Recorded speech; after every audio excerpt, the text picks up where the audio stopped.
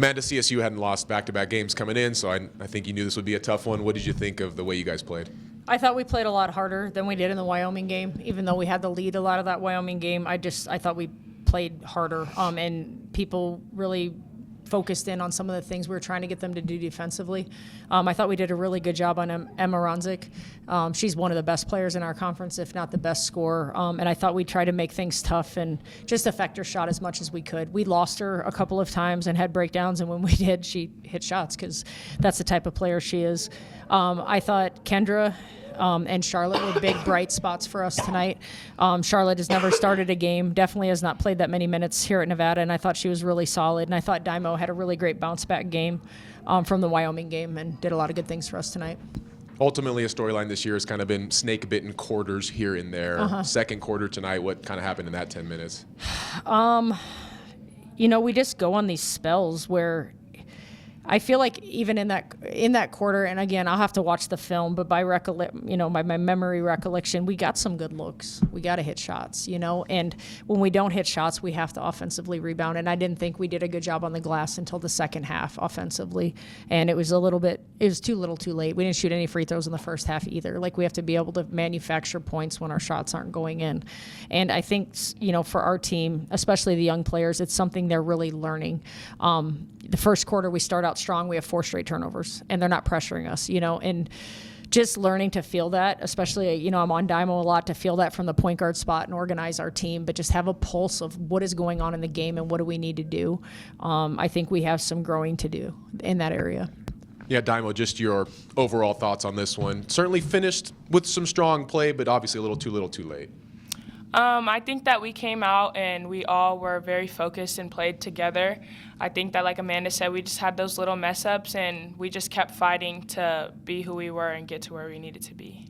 Some of those moments some of the plays you were making in the second half and some of those moments that Kendra had, you guys are down double digits, but the bench was very involved and seemed very happy. I feel like that says something about your group. What do you think it says? Yes, I think that it says that we're just going to keep fighting no matter what. We always have to play with a chip on our shoulder, and we're the underdogs right now, so we just have to keep playing like that.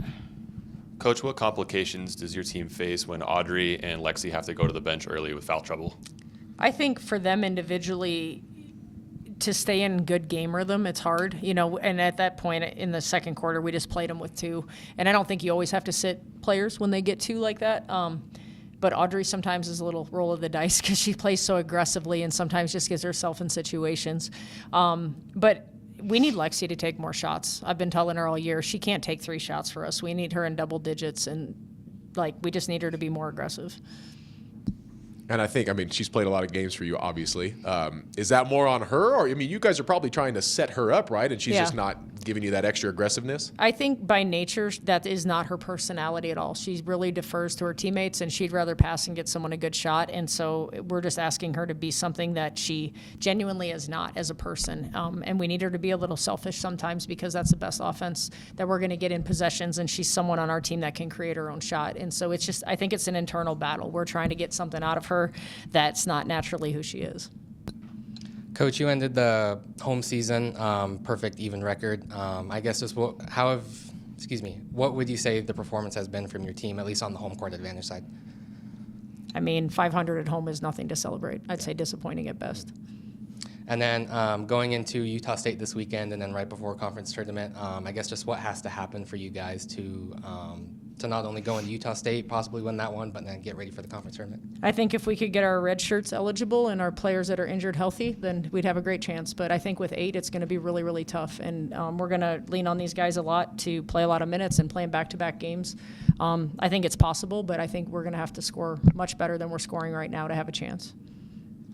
Dymo, I know this probably wasn't the last game you wanted to have in your Wolfpack history at home, but how did it feel dropping a lot of points and a lot of impactful minutes in the back end?